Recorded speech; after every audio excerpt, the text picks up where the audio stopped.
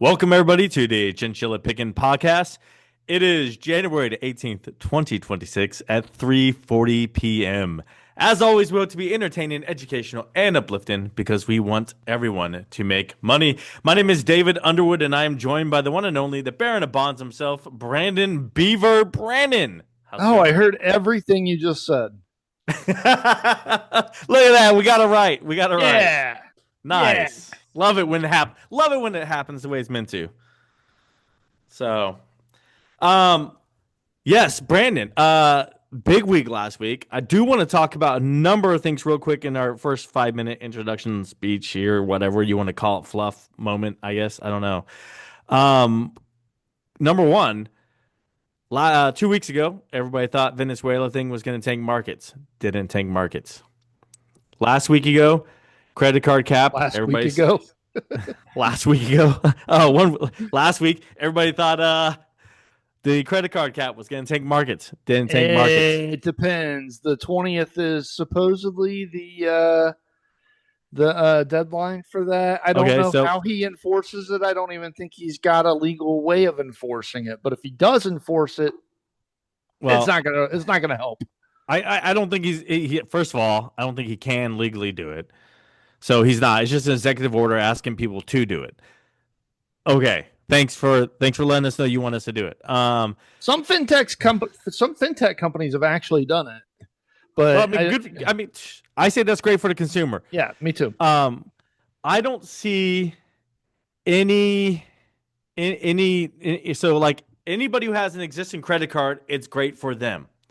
The banks make less product, They're less threatening to profit. cancel credit cards. Huh?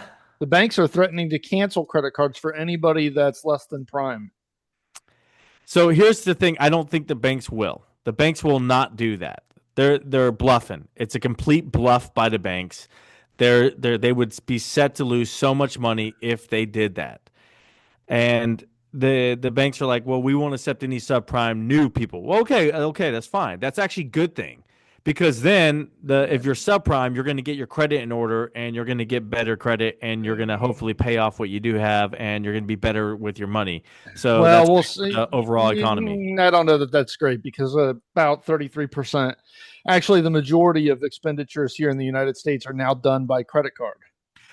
There's reasons for that. So, and I use a credit card for all my everyday expenses, and then I pay it off in cash every few weeks. Everybody That's how I our live my age, life. I do too.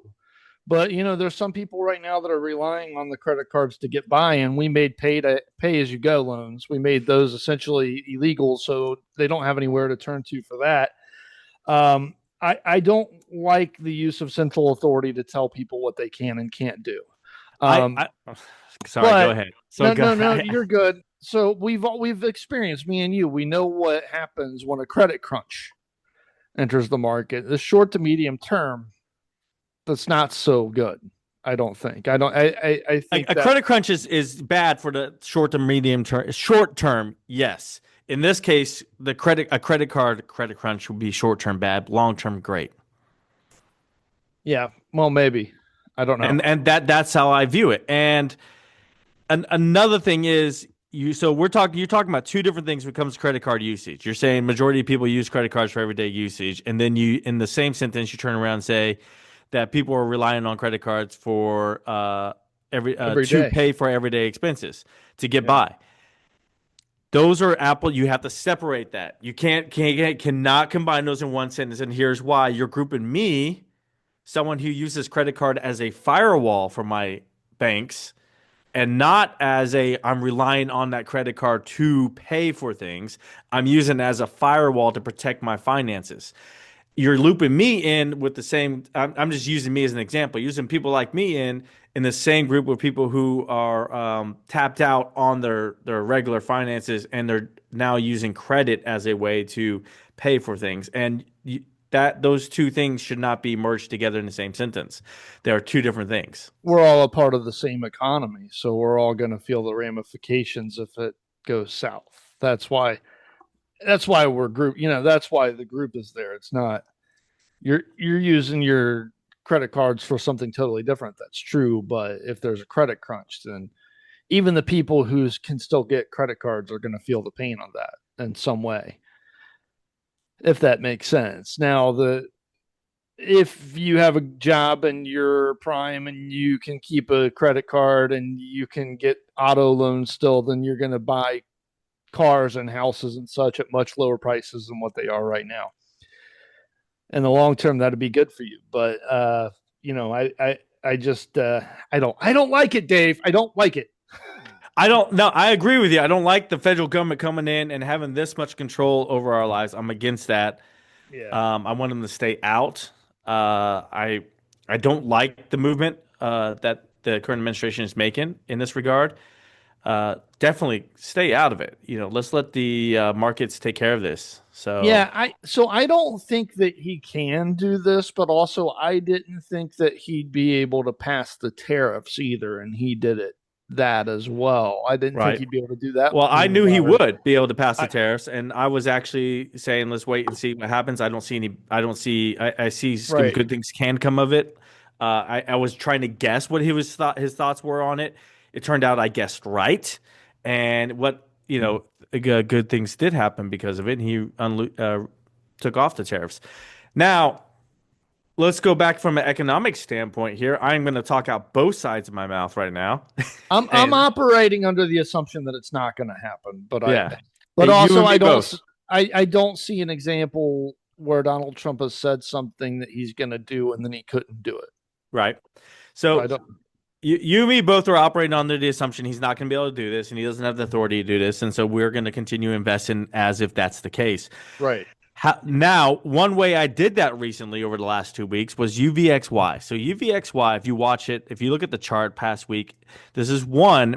If you reach out to me and DM me and reach out personally to me after I said last week and I talked about some of my option strategies I've used like at the end of the year last year and I continue using in this year, UVXY jumped, skyrocketed over the course of like one day from like $34 a share to $38 a share.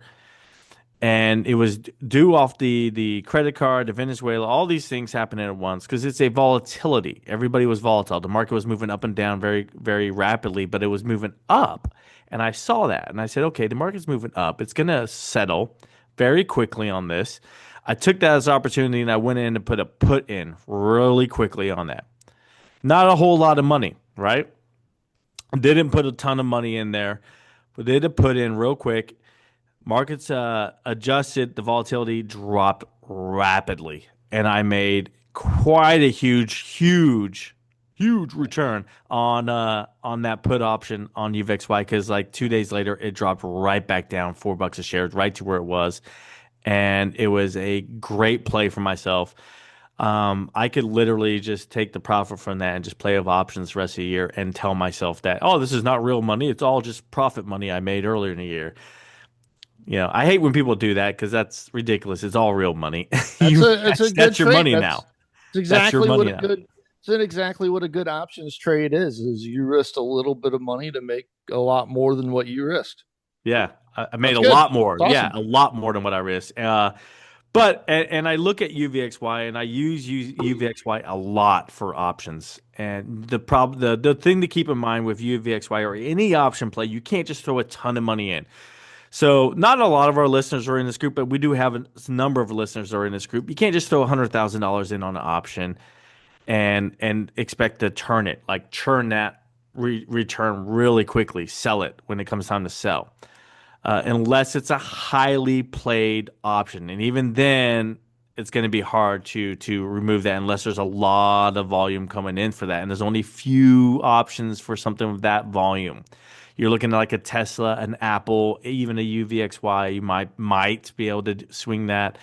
There's a lot of different options for that. You're looking at more of options if you want to quickly go ahead and churn the premium and not hold till the strike price. If you're not planning on holding till the strike price, which I never do, but if you are not trying to do that, then you have to you have to limit how much money you're putting in on these options to, I would say, no more than 15,000, maybe 20 if it's a really And that high churn one. depends, though. I mean, that depends what the percentage of your portfolio is. If you're playing with a lot less than that, I mean, I wouldn't put more than 10% at all ever.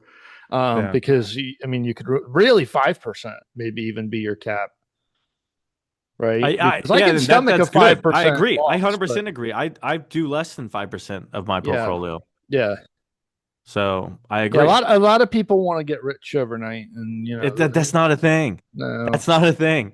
For some people it is, but that's a one out of 100. They It got always lucky. cracks me up. You see, They got sometimes lucky.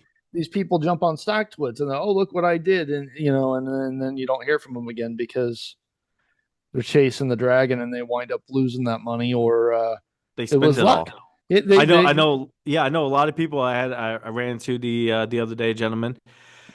Got earned 150,000 really quickly in the markets. Got lucky. yeah. Um, and he told me a story about how he went out and he bought a brand new truck for like 70, 80,000 at that time.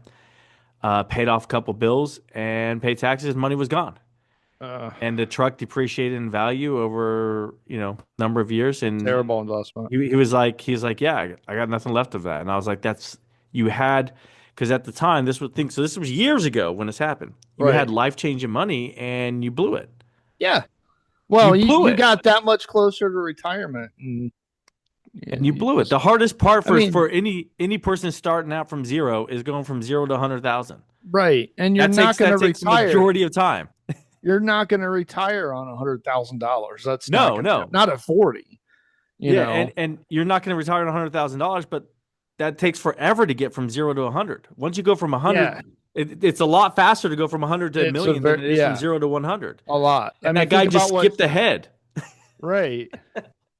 and he blew it. He blew it because Right. he just wanted a brand new truck and paid off some bills, and that was it. Yeah. I was I like, mean, okay, if you're starting with a $10,000 portfolio, you make 20%, you've made $2,000. right. You got $100,000 portfolio, 20%. It's $20,000. And And then, and if you're rocking a million, boom. compound that. You're not going to get, yeah, if you're investing intelligently after $100,000, it's not going to take you long to get to a million. It's not. No, Yeah. no. I don't. You and I both agree on that. Yeah, Right. just a few years and boom, you're going to be there. Right. And then 2 million should be your mark for retirement, I think. I, not mine. Well, Not mine. it depends on what your zest for life is, Dave. But, $2 right, million mine is dollars for some people is not going to be good enough because they're going to be bored sitting at home. that would be me. Mine, I have to have Right. my number. I do have a number, but my number is above 9 digits. So yeah, Nice. Nice. um, yeah, and I'm getting there. We're getting there. Okay. We'll get there. We'll see.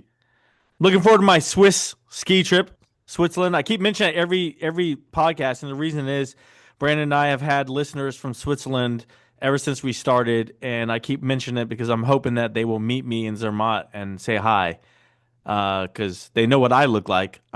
So they could come find me and say hi to me and be like, "Hey, it's us," and I'll be like, "Ah, nice."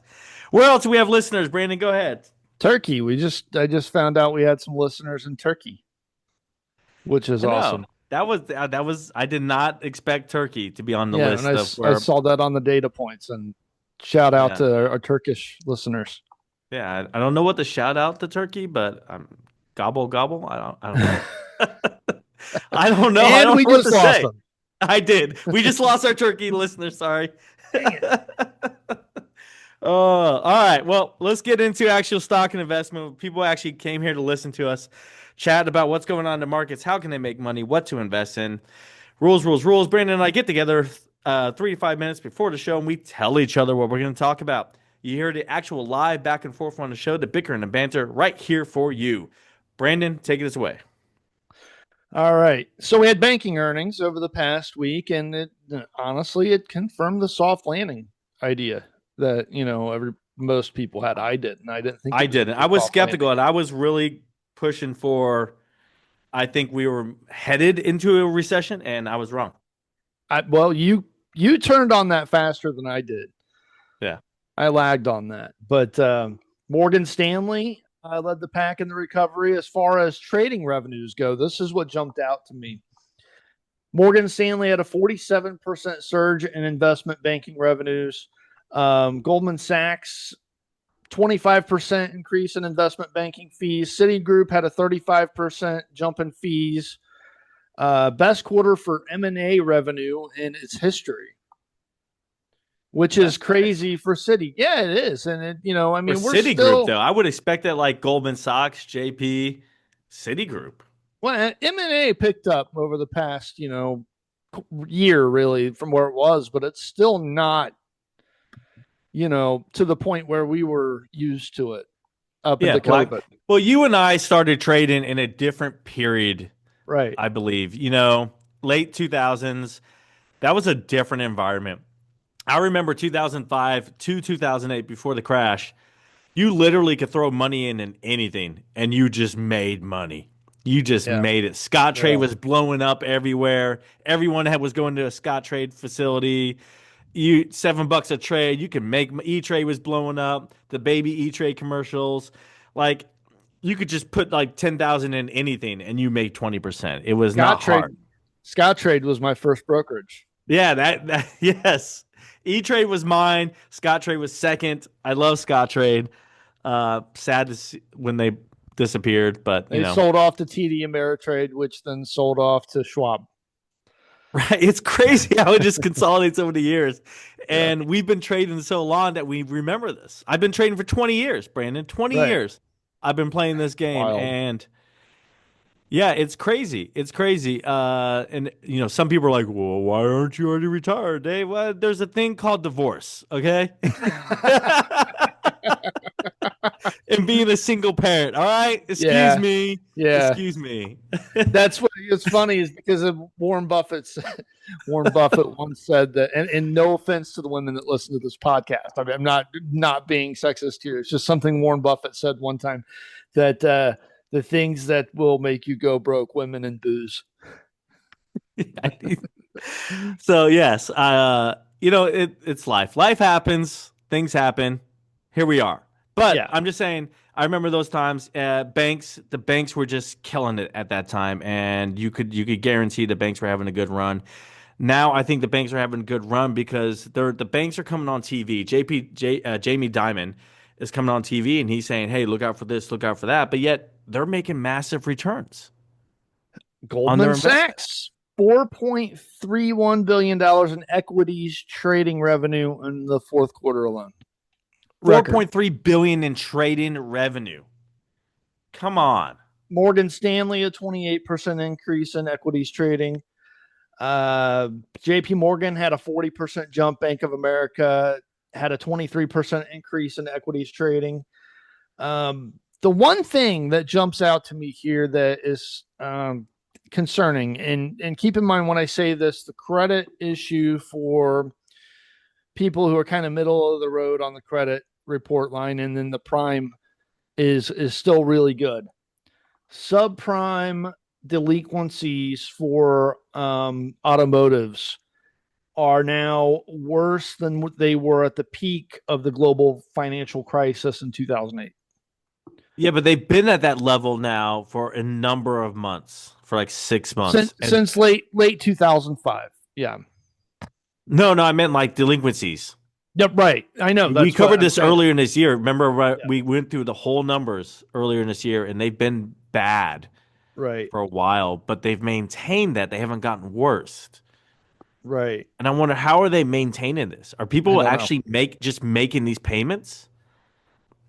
No. So that's still 60 days plus late.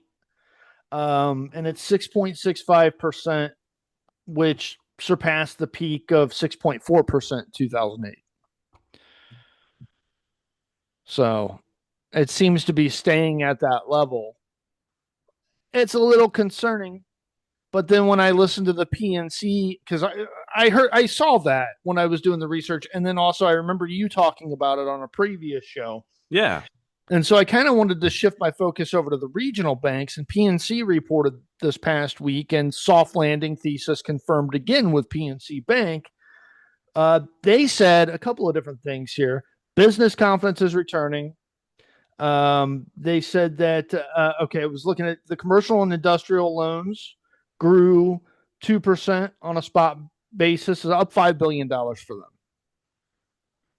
them. With Okay, interest that's rates good. being still elevated, that surprised me. Commercial real estate, they said, is stabilizing. Regional banks have come under the microscope, as we all know, for their exposure to office buildings, commercial property. And they said that non-performing loans ticked up slightly. Management explicitly stated that they believe their CRE balances have largely stabilized. And see that, Commercial real estate. yeah, and I saw those numbers in all these earnings reports last week, and I was surprised, just like you are right now. Like we thought the commercial was it 2 years ago? We could have swore the commercial real estate market was gonna just like fall apart 2 years ago. Right. That was Yeah. the end. It was done. And it was And in Europe and China and Asia. yeah, and so we said that domino's gonna fall. The U.S. is next. Never happened. It didn't fall. There was higher rates of delinquency, but it never fell. Like the last domino never Right. fell, and it held in place. And then the regional bank scare happened with the that one bank out in California. I don't even remember the name of it anymore, but Silicon Valley Right. Bank. And when that failed, people were like, "Oh, the regionals are going to fall," and a couple of them did. A couple did, but it stopped. The Now, last domino didn't fall. yeah. Now, do you think that's because of the things that were put in place after the Great Recession and the cash on hand that banks are meant to have on hand now, in order, quote unquote, cash, in order to backstop these things from happening? I'll be honest with you. Maybe, I don't know. It See, I could think be it that. is. I think it is. I think the You think so? regulation that was put in place afterwards worked, and now there's enough, quote unquote, cash on hand, because it's not really cash. It's all digital now, but quote unquote cash on hand to cover this. The banks are liquid enough. Generally, I'm anti-regulation, but I'm not closed-minded. So I will say that there is some regulation that is passed that is good. You Yeah, can do good things with things that are overall usually bad. So and I will agree with you. But again, I agree with you on that statement. I definitely was one to say let the banks fail, and I still say me that. too. Yeah, it's Let them fail. moral hazard, right? Yes, I agree. moral hazard. More Go on ahead. PNC. Consumer loan balances were flat. There was a decline in residential mortgages, but deposit balances grew by $8 billion, meaning that their customers actually have more money than they did a year prior. Nice. I I'm a know. PNC bank holder. What's going on, PNC? Me too. Where's my money? Right. My So, checking I mean, account's always at zero. basically the way you could read this is that high interest rates have frozen the housing market, but consumers actually have more cash on hand. Gotcha. Cautious, but not bad. Overall, really a good thing in my mind. Do you think it's because of Um, wages going up? Probably. The CEO of PNC actually was summing up his macroeconomic view on the call. He explicitly stated that he's not seeing any big cracks in the base economy.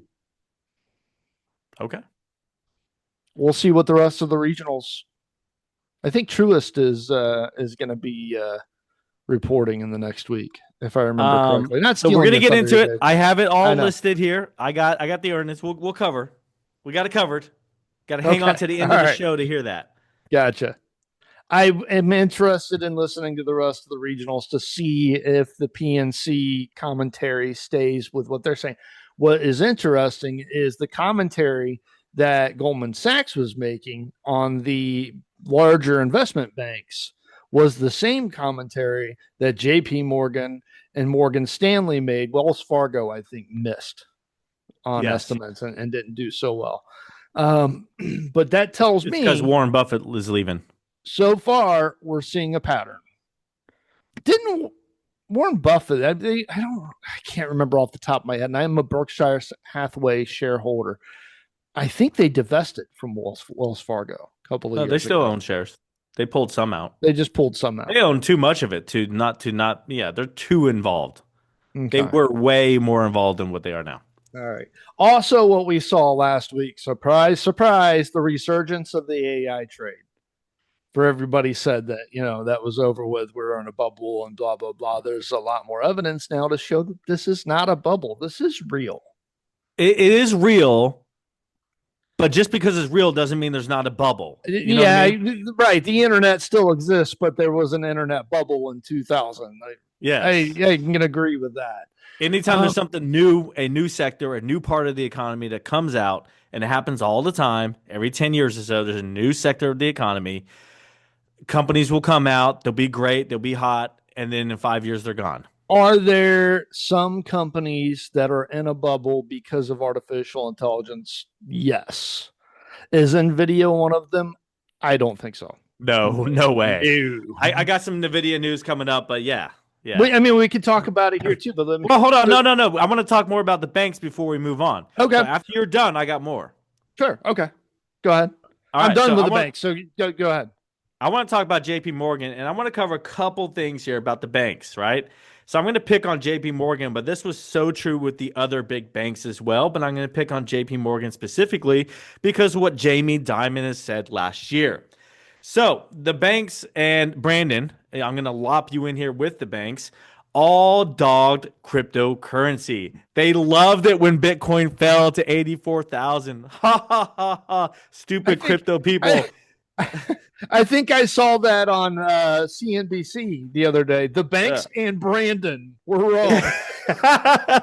The banks and Brandon. Anyways, Bitcoin is back above $95,000 a coin and moving higher, right? But that's not where I want to get into here. I want to get into the fact that all these banks are invested in some way, shape, or form in cryptocurrency, in their own tokens, in their own uh, whole blockchain not mining but blockchain and using blockchains to move their businesses faster. They're all involved in some way, shape, or form. Now all these blockchains have to be on some kind of major currency, major coin. Most of them are probably on Ethereum or one of the other ones, not Bitcoin themselves. However, like Solana's a big one. Ethereum's definitely a big one. Those are the big ones used usually, or Ripple. Ripple's another one. I hate to say it. Sorry, Mark. Good, congratulations, Mark. Sorry. But Ripple is another one, right? But this is for last year. This was on the Q4 full year 2025 earnings that JP Morgan announced last week. Some of the highlights I want to really highlight here is JPM Coin. So JP Morgan's USD denominated deposit token that was available on Base. What it did, Brandon, you're like, what is he? Why do they need this coin? You're not out there buying the JP Morgan coin, right? Why did they use this coin? They use it for blockchain, right? So it enables near instant 24/7 settlement and real-time liquidity for institutional clients. Using the old Swift international money system of transferring was not able to do that kind of technological advancement, Brandon. So cryptocurrency and blockchaining was what allowed it to happen. This is why you have the investment in it. So let me break it down for you if you're like 5 years old or you, really layman's terms here.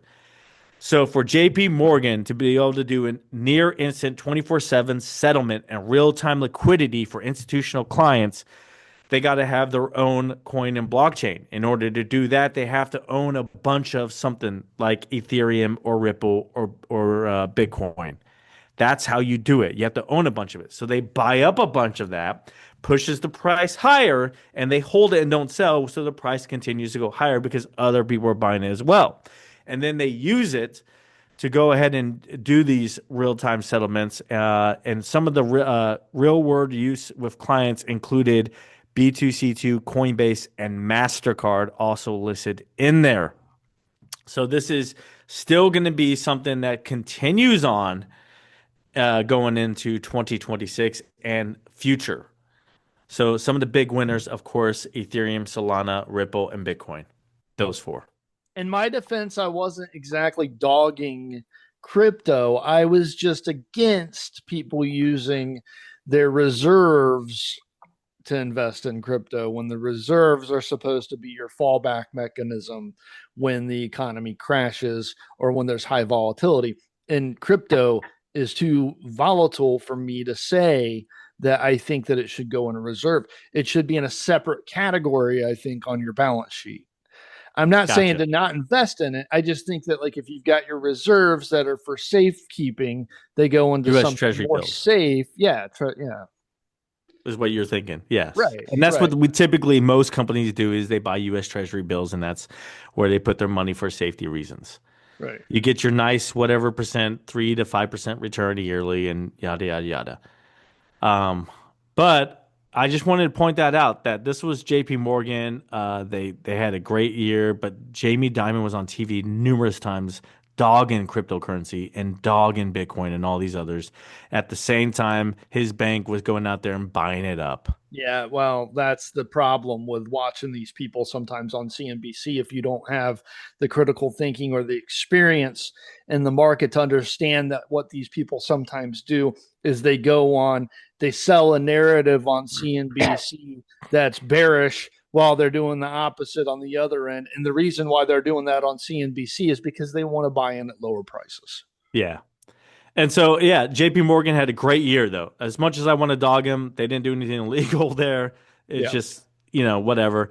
They had a great year. All the and we knew they were going to have a great year. I knew all the big banks would have great years. Except for I did not see Wells Fargo not having a great year. I thought all the big banks would have great years. Not everyone, I guess, is following suit and doing the same thing. So sorry to Wells Fargo, but everybody else should be had good numbers. They I had didn't great get trade and revenue, everything. I didn't get Citigroup's numbers, and part of the reason for that is because just a couple of days before their earnings, I sold and I made like 20% or something like that, just because I Nice wanted more cash on reserve. It wasn't to anything buy against Bitcoin. them. No, no, but I actually bought more Netflix. Yes. Um, Well, we could get into why in a minute, but go ahead. right. So Nvidia announced there was a consumer electronics show a couple of Okay. weeks ago, and they announced that they've got a couple of different things going on here. They've got a collaboration with Eli Lilly, a Oh, landmark I like partnership. Eli Lilly, buyer, holder. Eli Yeah, Lilly. there's going to be an AI co-innovation lab where they're going to be using generative AI to help their drug discovery process. They said that this is going to be a blueprint for the future and Really? pharmaceuticals. Yeah. Okay. I They like it. also announced what they called the world's first thinking and reasoning autonomous vehicle AI. Alpha Mayo is the program there, and their first cars coming out. I think they said the first quarter of this year is going to be Mercedes Benz CLA. And then they're also collaborating with Jaguar and somebody else I can't remember. Go ahead, Dave. So this car now, how all the autonomous vehicles currently, they all linked up to a central system, central database.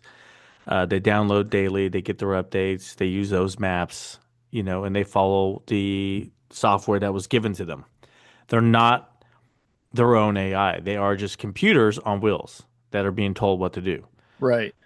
So what they're and let me get this right. Correct me if I'm wrong. What they're planning on doing for Mercedes is creating a car that is its own AI, that it Yes. thinks for itself, it grows and learns all on its own, and it's going to become better and faster. But here's the thing I find interesting in this. So a car, let's say San Francisco has a lot of current EV autonomous vehicles, AV autonomous Yeah, you vehicles got in San Waymo Francisco. driving around Yeah. everywhere out there right And now. Austin as well. So if you have two of these AI vehicles, is the one in San Francisco or Austin, which one is going to grow and be smarter faster? I That's a Good question. question. It's That's a good, honest question. Like, if I would bet now on Alpha Mayo on Nvidia. I I mean, would. I don't know. I just and then this is going to be fully autonomous. It's not semi-autonomous. It's fully autonomous. And I heard, but I didn't see this, that it's going to have a foldable steering wheel. So that huh, if you choose the fully autonomous mode, the steering wheel folds up, goes into the dash. You don't even need it. nice. Yeah. I mean, the roads are going to be a lot safer if every car was autonomous. Yeah, there was a car rating company that's already given the Mercedes CLA the safest car in the world. It's not even on the streets yet, so I don't know if they got Over paid Volvo? for Volvo's that. losing? What? Volvo's Yeah, always been known as the safest car. One of the I yeah, know, yeah. right? Huh. Yeah. So generative Look out, AI Sweden. in cars. Mercedes is coming for you. Yeah. Mercedes CLA, the Jaguar, and then there's another one I can't remember. I just watched this presentation right before the show too.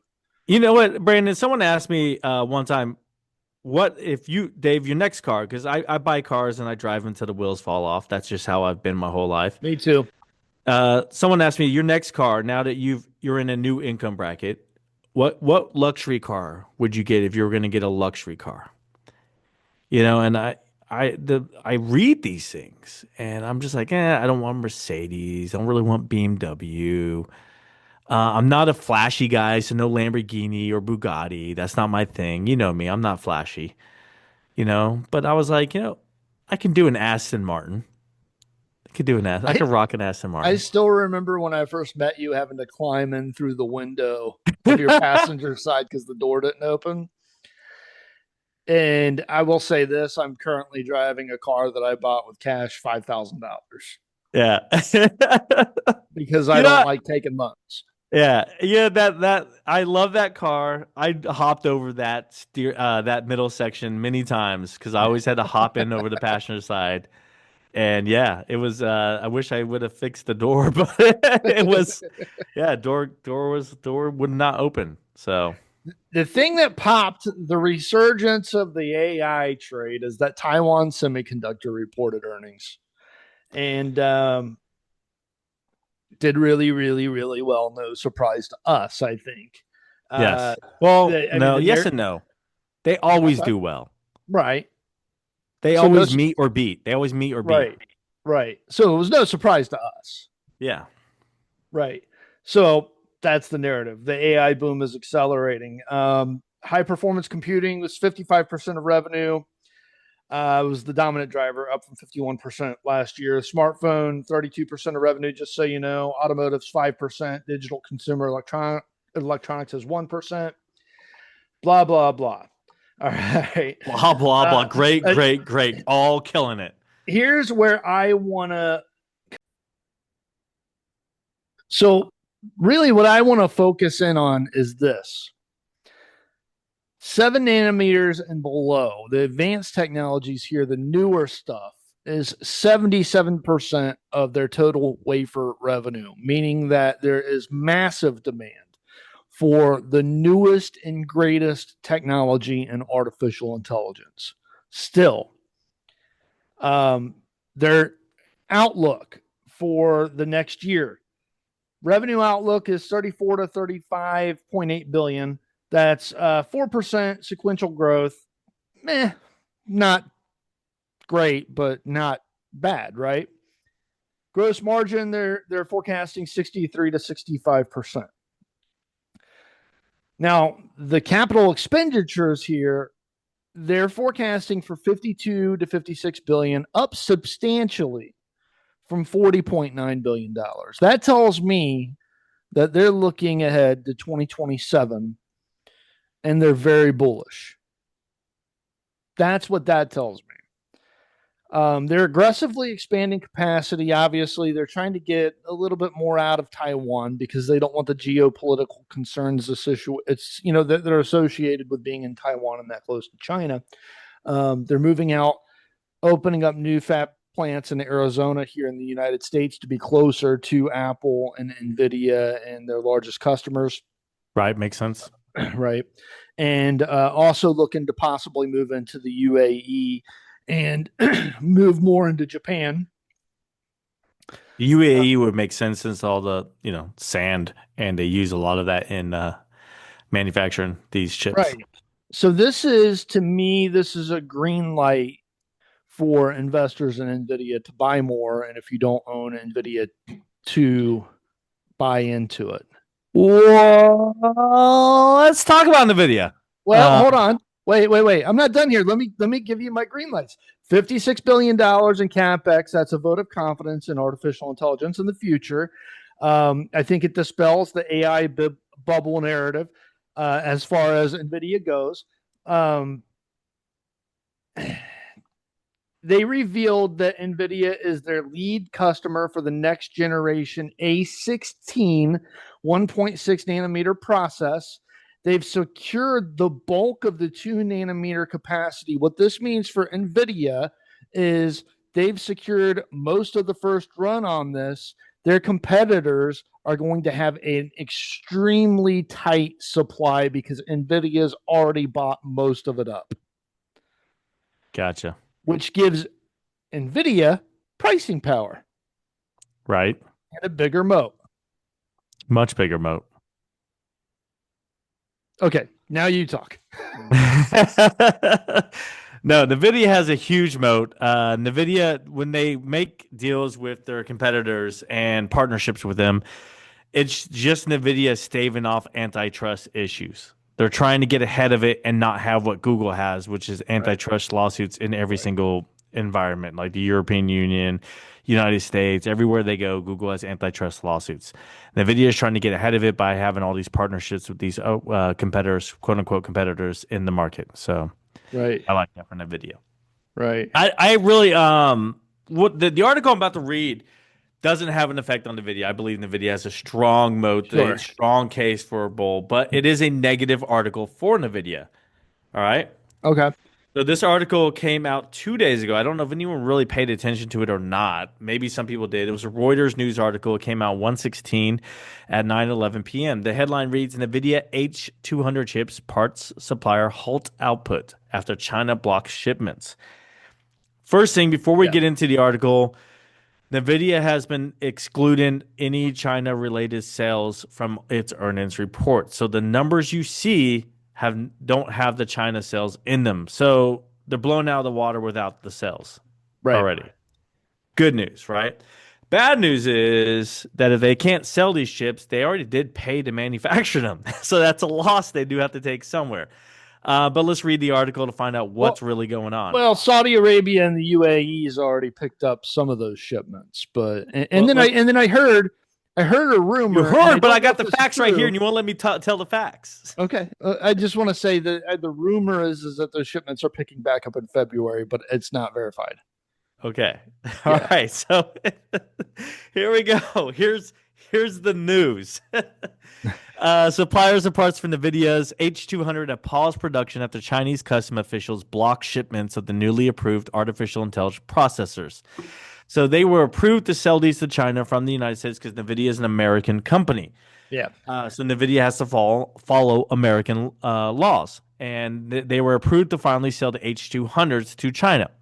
Reuters could not immediately verify the report, which cited two people with knowledge of the matter. NVIDIA did not immediately respond to a request for comment outside of regular business hours. So that was late Friday night, basically, is when this all happened. NVIDIA had expected more than 1 million orders from Chinese clients. The suppliers have been operating around the clock to prepare for shipping as early as March. Chinese custom authorities this week told custom agents that NVIDIA's H200 chips are not permitted to enter the country.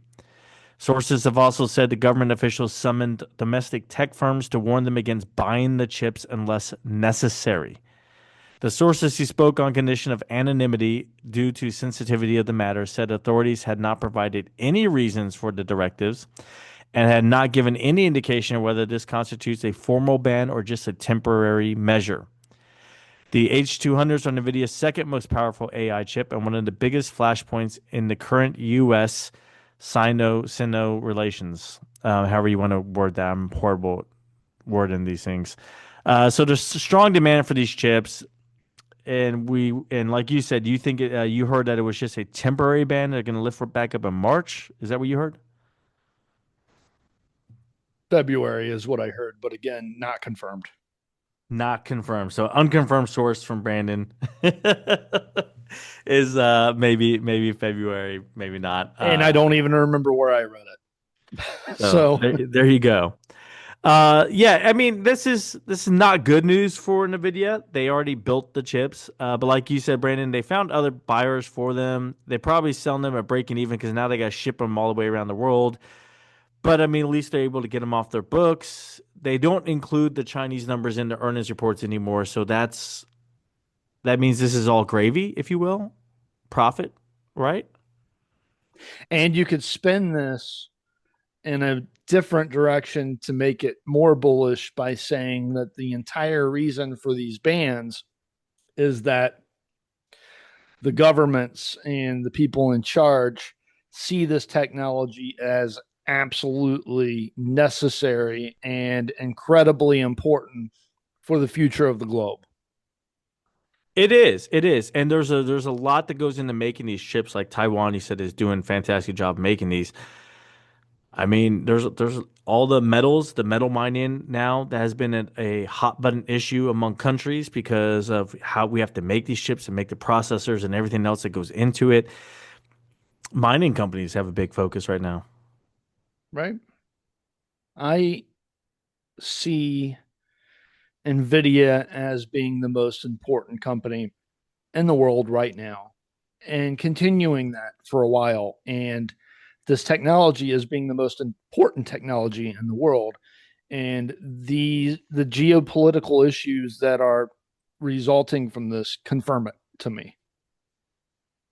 Yeah, So I Nvidia and again, Taiwan, I believe, both. it does suck for Nvidia in the short term, but it's also a confirmation that Nvidia and what they're doing is changing the world as we know it Yes, very quickly.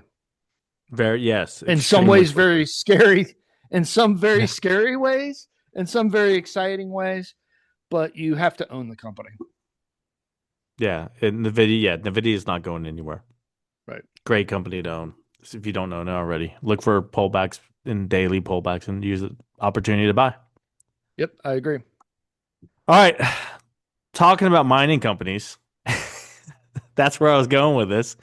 This headline just came out earlier today, around 2 p.m. today. It was on the Reuters news wires, and the headline reads Rio Tinto Glencore merger may need asset sales in order to win over China. So, Rio Tinto and Glencore are global companies, they're global mining companies. There was meant to be a merger between the two. However, China is kind of putting a halt to this. Why are they so uptight right now? And it has to do with AI and chips, and you need these materials that these companies mine in order to do that. The two mining giants revealed last week that for the second time in 2 years, they were in early merger talks, potentially creating the world's largest mining company with a market value of more than 200 billion. But analysts and lawyers said the scale of their sales to China means any deal will need approval from Beijing. And past mega deals such as Glencore's 35 billion purchase of Exastra in 2013 didn't go over well. Their antitrust regulators likely to be concerned about the concentration in copper production as well as iron ore marketing. That's what they're concerned about, copper and iron ore. This is what they're worried about. Even before the Glencoe talks were made public, Rio Tinto had already been exploring asset for equity swap aimed at trimming the 11% holding of the biggest shareholder, state run aluminum corporation of China, known as China Co. Rio Tinto's Simandou iron ore mine in Guinea, I don't know how I'm saying it right, and the OU Guinea. Tolgoi copper mine in I think you pronounce it Guinea. Guinea. Thank you. Yeah. Oh man, and I know better too. I know better. I'm a world traveler. I know better. Copper mine in Mongolia were among assets of interest to China Coal. Uh, to get the Glencore deal over the line, assets in Africa are especially likely sales candidates as Latin America has become less accepting of Chinese investment. China will see this as an opportunity to squeeze out all assets, is what they said, quote unquote. That's a quote from one of the o- uh, executives at Glencore. Glencore has been here before. In 2013, Chinese regulators forced the Swiss-based company to sell its stake in Las Pampas copper mine in Peru when they went for their deal of Zastra. The Las Bambas deal still looked at as a very successful solution and is going to be a potential playbook for what regulators could draw on for this deal. So, copper mine, what is this going to mean for the world? So, a combined Rio Tinto Glencore will market about 17% of the global copper supply of the world in one company. That's Wow. what they're saying. Analysts at Barclays say the share of mine production, however, is only 7.5% of mine production and unlikely to trigger any antitrust concerns in the EU or US. U.S. chipmaker Qualcomm walked away from a $44 billion deal earlier to buy NXP Semiconductors in 2018 after failing to get approval from Chinese regulators. So China has stopped deals from happening before. They could stop this deal from happening as well. However, this seems like Rio Tinto's already taken the steps in order to make this happen. Rio Tinto, I've owned the stock before. I've called it a buy on the show before, and then I sold with very little gain because it didn't move the way I thought it was going to move. I'm not a buyer of Rio Tinto because they get big news like this, and then they add it into the portfolio, and then they don't see the huge returns on investment that you're expecting from a move like this or equity. So it's not a buy for me off this. I'm not a buy of Glencore either off this. I just find it interesting that the consolidation in the mining industry at this time when mining is such a hot button issue geopolitically. Yeah, me too. And it's going to continue to be a hot button issue with the Yes, artificial intelligence boom. I wouldn't buy into it either until you get full approval, and then we see that we're going to have a 5 to 6% at least gain on it after that. Because of right. course, once the approval happens, the stock will gap up. Yeah, But and Rio Tinto having 17% because they're going to be the company that's left. Glencore will be absorbed into Rio Tinto. 17% of the global copper supply. Man, wow, one company. It's a lot of copper. yep,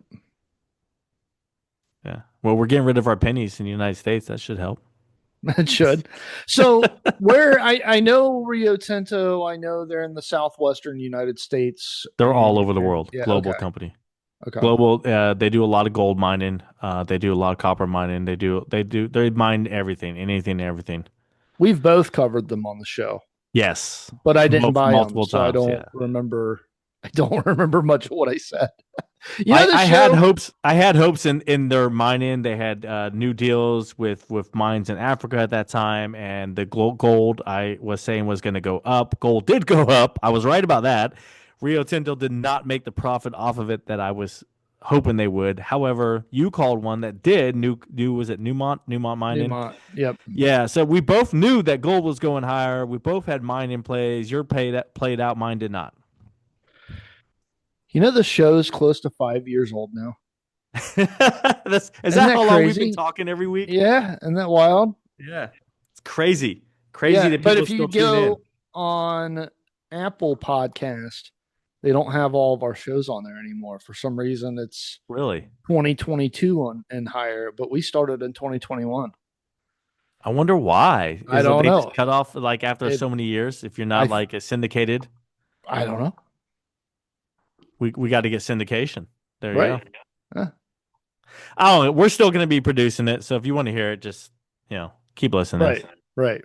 Even if one person's listening, Brandon. Even if no one is listening, Brandon and I would get on here and talk to each other for whatever long. I really like to listen to myself. He just sits at home and talks to himself all day long. Yeah. Yeah. So let's get into earnings this week. I know we promised him, and then it'll be final thoughts. Here we go. Tuesday, we have Fifth Third Bank. That is one to watch if you're worried about the regional banks like Brandon was talking about, seeing they say the same thing that PNC does. Fifth Third is considered a regional bank that is poised, that has the best position to jump to one of the big investment banks. However, they still got to make some mergers and acquisitions to make that happen. But right now, they are still considered a regional bank, Fifth Third Right. Bank. U.S. Bank Corp also reports on Tuesday and Key Corp on Tuesday. So the biggest company reported on Tuesday after the bell is Netflix. And this is one of the reasons why Brandon bought it, right? Yeah. Right. Exactly. What about the Warner Brothers deal, Brandon? Any news? Is that settled, done, or do we have waiting No, more no, I don't think decisions? that's done yet. I need to look into it again. So But we're still waiting. The part Paramount of my still research. might have a shot here. Okay. I guess, but I don't think that's going to happen. All right. Well, yeah, Netflix results on Tuesday. Waiting to hear news about Warner Brothers deal, what the final toll on the cost of that is. United Airlines also on Tuesday. Wednesday we have Charles Wow. Schwab reporting on Wednesday. Thursday, Brandon's favorite GE Aerospace is reporting on Thursday. You got another big, huge, giant mining company in Freeport McMoRan. Since we just covered mining and its impact on the world and Taiwan Semiconductors, NVIDIA, their need for mining. Freeport McMoRan. Let's see what they have to say about the whole Rio Tinto deal, if it's going to affect them or not. You have Capital One. How are they looking after the Discover merger now that's all settled, right? Are their books joined yet? Or are they not joined yet? And if not, like what do you think is going to happen with that Oh, still? if the 10% cap goes through, they're done. Yeah, Capital One because is not going to make it through that. Capital One is and Discover are now same company. Okay, well, maybe they That, will, but that's tough. all right. Also reporting on Thursday is Intel. Is there any more room to run in the stock, or has the whole Trump jump ended for Intel? The Trump jump. I've I never heard don't anyone say like. that yet, I so got to I tell made it you, up. like, if you're gonna buy it, you got to buy it at a good discount because the fact that Nvidia just basically locked them out from Taiwan Semiconductors' brand new technology for at least a year, uh, I don't like Intel right now. Yeah, me either. I mean, the U.S. owns a big chunk of it too. So, well, let's see what they have to say on their earnings call on Thursday. There you go. That's the highlights for earnings this week. Brandon, final thoughts. Buy Nvidia. Buy Nvidia. That's It's, it. I mean, every week I could just say the same thing. Over the course of the next 10 years, are going to be incredibly happy. Right. I mean, yeah, you will. You buy it and hold it. Yes, you're going to be Yeah. incredibly happy. I tell you one that I currently own as a dividend player that has jumped almost 20% for me is Ben or Benjamin Franklin. I own that as a dividend player. It's jumping. All my dividend players have been jumping this past year, and What I've is been that company? fun. It's a financial investment Franklin. company. They Okay, just it's invest in Franklin. other companies. Okay. Yeah, Uh, yeah. I own them. They are doing very well for me. So I'm happy with them. Mo continues to do fantastic for me. I'm still going to hold Mo. I'm not getting rid of them. But yeah, the banks, mixed bag with the banks. The oil companies are still higher, man. ExxonMobil keep continuing the gains. I'm surprised. They have broke out of the channel they were in all last year. Didn't move all last year, and they're breaking out. And it could be the Venezuela effect on it. Will it last? I don't know. Maybe yeah, it's Chevron going to will take a because Chevron while. has the biggest presence. It's going to take a while for the Venezuela thing to Yeah, play I out know. So that's why I'm favorably like, for I'm anybody. surprised it's holding on to the gains from that. Like that was two Right. weeks ago. They should have already pulled back a little, but they Right. haven't. They held the gains. So maybe this is a new channel where they're at now. And like I said, watch out for the cryptos. Bitcoin is now higher. The ones that haven't really moved that much are Ripple and Solana. So if you're looking at cryptos, Ripple and Solana will be the ones to maybe take a look at and see where they're going. Maybe make a purchase in those. Definitely stay away from the meme coins, anything meme related. Stay away from them. They're a waste of time, waste of money. Stay with the big four: Ethereum, Solana, Bitcoin, and Ripple. Right. I All agree. right. All right. So as we've always said, um, I don't even know our catchphrase. My mind just went blank. We want everyone to make money. There you go. We want everyone to make money. Have a good night, guys. Have a good night.